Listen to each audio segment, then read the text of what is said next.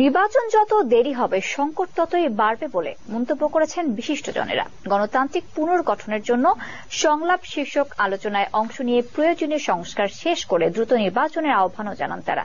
এ সময় নির্বাচন সংস্কার কমিশনের প্রধান বদিউল আলম মজুমদার বলেন, সাংবিধানিক বাধ্যবাধকতা ছাড়াও রাজনৈতিক ঐক্যমত্যের মাধ্যমে নির্বাচনের জন্য প্রয়োজনীয় সংস্কার দ্রুত করা সম্ভব। বিউটি সমাদ্দারের প্রতিবেদন।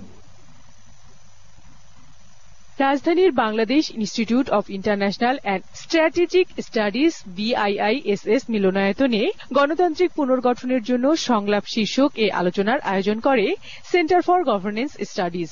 এতে অংশ নিয়ে বিশিষ্টজনেরা বলেন, পরিবর্তনের যে প্রত্যাশা নিয়ে ২৪-এর গণঅভ্যুত্থান হয়েছে তা ক্রমশই হতাশায় পরিণত হচ্ছে। রাজনৈতিক দলগুলোর সাথে অন্তর্বর্তী সরকারের দূরত্ব অনিশ্চয়তা তৈরি করছে বলেও জানান তারা। আমরা মাজারে হামলা করতে দেখি, ওরসে হামলা চলতে দেখি, পীরের দরগায় হামলা চলতে দেখি, বাউলদের উপর আক্রমণ চলতে দেখি। তাহলে আমরা কিসের রাষ্ট্র সংস্কার করব? আগে যা ঘটনাগুলো ঘটতো বিভিন্ন প্রতিষ্ঠানে ইনক্লুডিং বিচার বিভাগ কোথাও কিন্তু থামে নাই। চলমান পরিস্থিতিতে নির্বাচনের জন্য প্রয়োজনীয় সংস্কারের উপর গুরুত্ব দেন বক্তারা।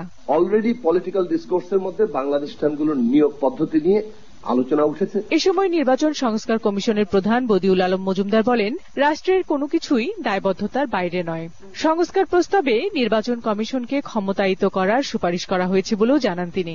আমাদের যেগুলোতে সংবিধান সংশোধন করা দরকার কতগুলো ক্ষেত্রে, যেমন রাষ্ট্রপতির নির্বাচন, উচ্চকক্ষ, তারপরে প্রধানমন্ত্রীর এই যে টার্ম লিমিট ইত্যাদি, এইসব ক্ষেত্র ছাড়া আর অন্য সবগুলোই অধ্যাদেশ দিয়ে করা যায় এবং ওইগুলো করতে হবে। নির্বাচন সংক্রান্ত আইনগুলো যত অধ্যাদেশ আকারে জারি করে কার্যক্রম শুরু করা যায় ততই কিন্তু দ্রুত নির্বাচন হবে। গণতান্ত্রিক রাষ্ট্র নির্মাণে মানসিকতার পরিবর্তনটাই বেশি গুরুত্বপূর্ণ বলেও মনে করেন আলোচকরা।